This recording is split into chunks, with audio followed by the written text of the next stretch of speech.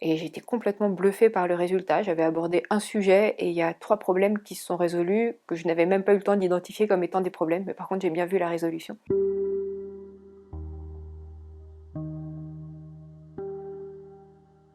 Ça fait longtemps que je m'intéresse aux outils de développement personnel, même depuis mon enfance. J'ai fait mon premier stage de développement personnel à l'âge de 11 ans. J'ai suivi des études de médecine, j'ai une formation de médecin généraliste et en parallèle, j'ai expérimenté un certain nombre de choses, les constellations familiales, l'hypnose à laquelle je me suis formée et que j'utilise dans ma pratique quotidienne professionnelle, le chamanisme et plus récemment, j'ai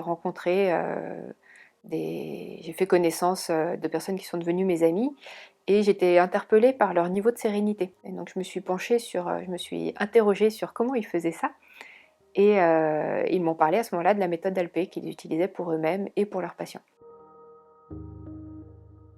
Alors j'ai commencé par aller expérimenter l'outil avec la femme du couple en question qui m'a accompagnée sur quelques séances. Et dès la première séance, j'ai été absolument bluffée par l'efficacité. J'y croyais pas au début, l'outil était tellement simple par rapport à ce que j'ai l'habitude de pratiquer en hypnose par exemple, que je voyais pas comment après tous les efforts que j'avais déjà faits depuis des années avec l'hypnose, avec des résultats évidemment, mais là je voyais pas comment un outil aussi simple allait apporter une plus-value à ma vie.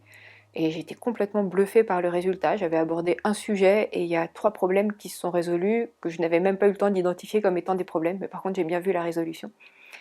Et cette amie m'a accompagnée sur quelques séances et tout naturellement suite à ça j'ai eu envie de me former et d'intégrer cet outil à ma pratique.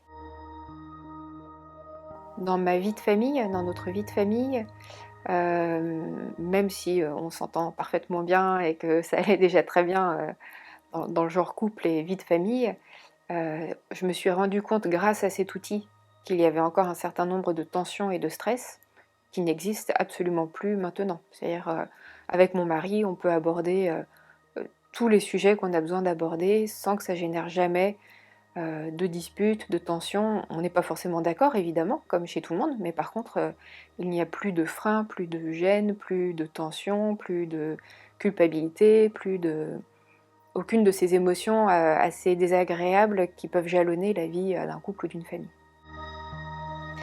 Donc je me suis formée, j'ai suivi du coup le cursus complet, euh, qui est structuré de façon très progressive, où on a des temps de formation, et puis après il y a 1 ou 2 mois avant la session suivante, et pendant ce temps-là on va pouvoir pratiquer sur les aspects déjà appris.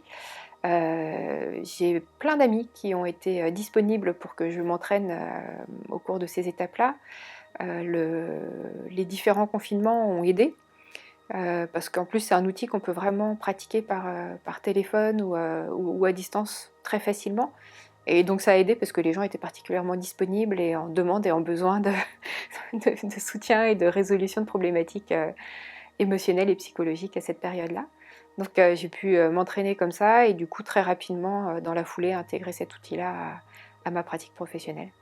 Avec des résultats là aussi, même ça continue à arriver, alors ça m'arrive aussi en hypnose, mais aussi très régulièrement avec LP, d'être moi-même surprise de l'ampleur du résultat.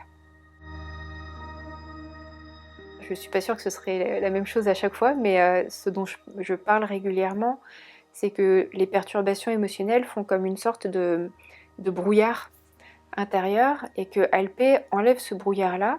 Ça résout pas tout dans la vie, évidemment, mais par contre, ça enlève le brouillard et ça permet d'avoir une meilleure conscience de ce qu'on est en train de vivre, ce qu'il se passe dans la vie de chacun.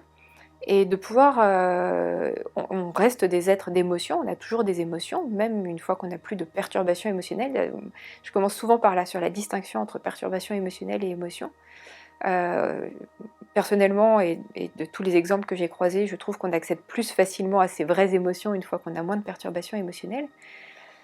Ça, c'est pour rassurer tous ceux qui ont peur qu'on devienne des êtres plats, parce que c'est une question fréquente quand on libère les perturbations émotionnelles. Et du coup, ça enlève ce brouillard, ça permet d'y voir plus clair, ça permet du coup vraiment une plus grande disponibilité à ce qu'on est, à ce qui se passe, et pour faire des choix aussi dans sa vie.